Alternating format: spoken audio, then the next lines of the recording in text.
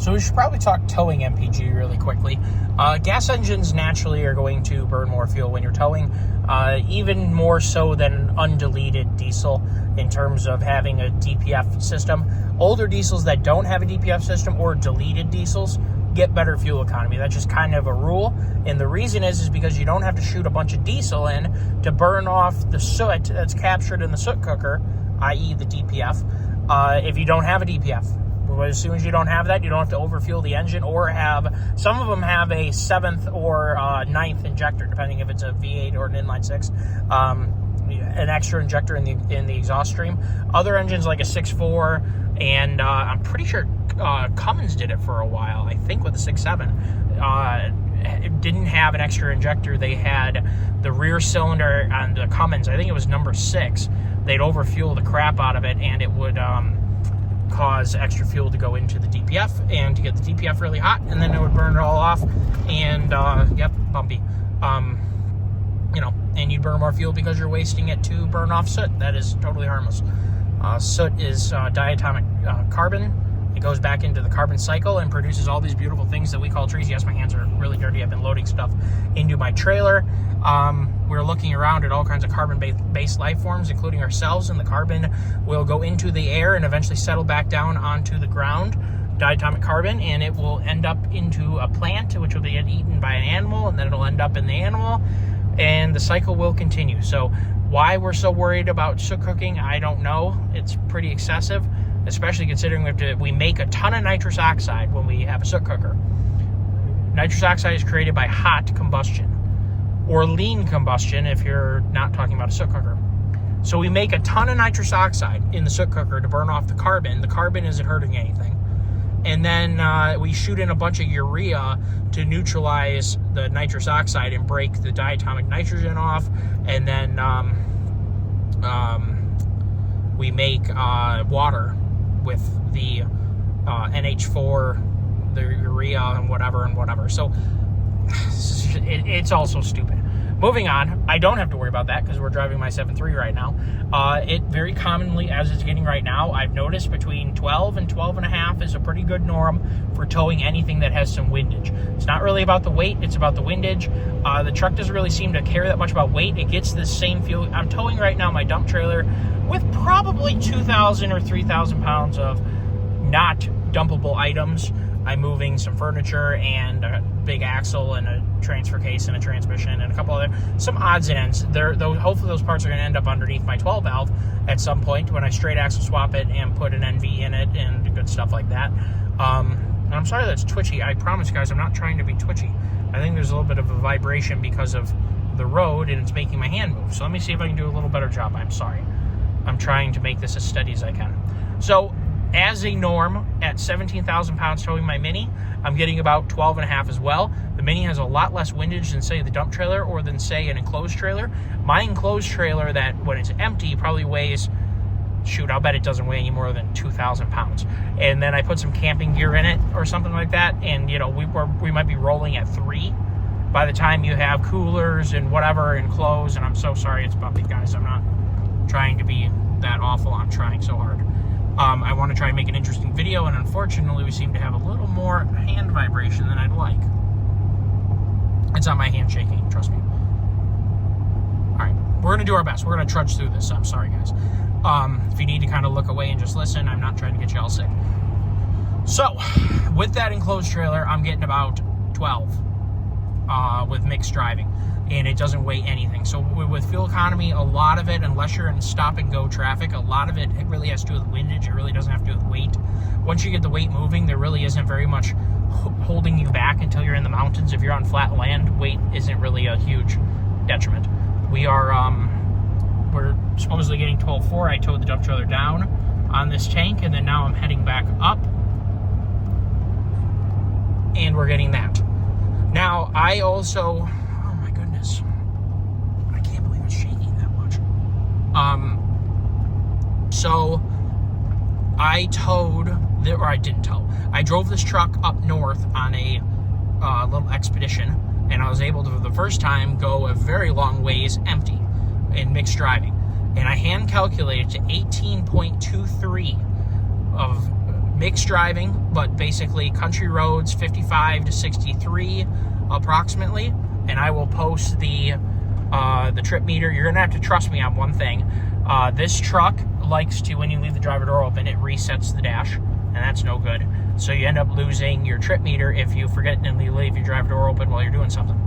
My dad drove it up after it got the rear axle replaced, all the way up from his house, or no, he drove it to Costco over in St. Clair Shores, and then drove from St. Clair Shores to my house. And I know that that's approximately 80 miles, approximately. So I took 80 and I added it to the data that I knew that I had, because I reset it as soon as I drove out of my farm. God, I cannot believe how shaky this is today. It's usually not that bad. Good Lord. Yeah, so I will put that information into this video.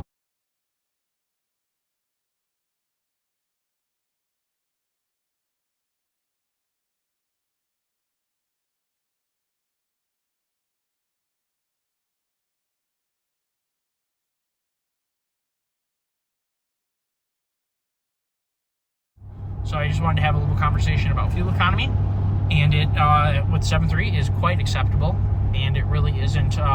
It's a really easy thing to live with. I can definitely say that towing similar trailers with a deleted or undeleted diesel, my previous 6.7, it was not unusual to be down at 12 to 14. Was not unusual towing something that had a lot of wind resistance, but maybe not a lot of weight.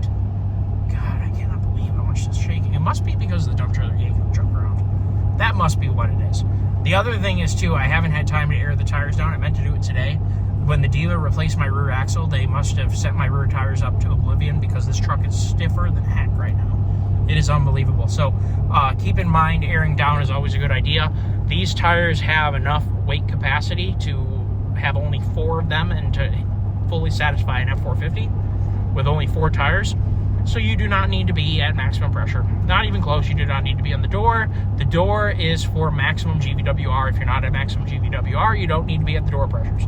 You want to air down from the door pressures to where you have a flat contact patch, and you'll know it because, well, if you go too far, you'll start having some weird scrubbing marks on your tires, and just in general, you're going to know that it's going to drive like crap. You're going to notice the truck shimmies back and forth, and that's the rim moving back and forth with the tire.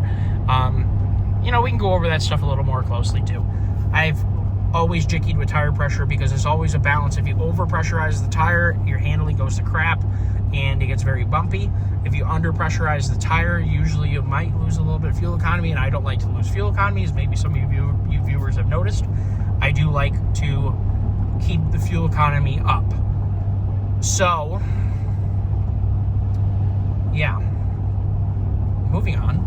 I haven't made a video in a while, so I'm going to post this anyway. I'm sorry that it's so bumpy. So I know someone's going to comment that it's horribly bumpy and blah, blah, blah, blah, blah. I am towing a dump trailer, and it really is what it is. So I try to keep my videos as real as possible if you're a new viewer, though I do try and keep them less bumpy than this, I promise. But, yeah. Good things are happening. We got some videos on planned. This past weekend, I raced a, let's call it the Helly Hansen Sailing World Regatta in Detroit on sailboats, and we did fairly well, especially in a class as difficult as our class. We took 8th out of 9th overall, which, I mean, doesn't sound very good, but we were 3 points out of 5th place, which 5th place is the first boat behind the professional boats.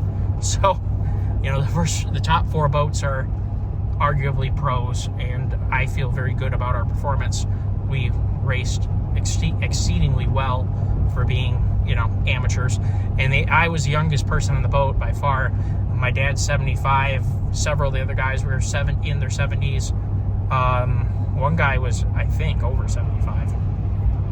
So as a neighboring boat was joking that our average age of the boat was well over 70, even with me there. So, jokes aside, we did it extremely well, and I would always want to sail with people that I like. I'm not worried about sailing with, it would be nice to have a couple other younger guys to go sailing with, because there's always jobs to do. But moving on. So yeah, we will try and get caught up on making videos. I've just been really slammed trying to move some stuff. Eventually, we're going to move a lot of stuff, but if you take it all in little pieces, you don't have to work so hard all at the same time. And it is hotter than Hades. It was 95 degrees down the city today and probably 90% humidity. It was awful. I was just totally drenched in sweat. It was absolutely terrible. I've gone north a good ways now, and we've dropped, you know, we have a thunderstorm coming too, so hopefully that's going to keep driving the temperature down, and maybe we'll have a cooler several days. We've had a hot couple days. It's been really, really hot. Anyway, thank you guys for tuning in. Sorry for the bumps. One thing that Michigan is definitely famous for is construction cones, detours, and bumpy roads. Just kind of, I'm used to it, but you know, you guys probably aren't. I'm so sorry for shaking you guys to death. Still gonna post a video because I need to post the video. I need to keep populating the YouTube channel, and if you guys don't like the bumps, I understand. I'm sorry. Everyone have a wonderful day. If you haven't subscribed yet, please do remember to subscribe. It is free to you, and it helps me out a crap ton. And not all videos will be this shaky. Take care, all. Have a wonderful day. Bye-bye.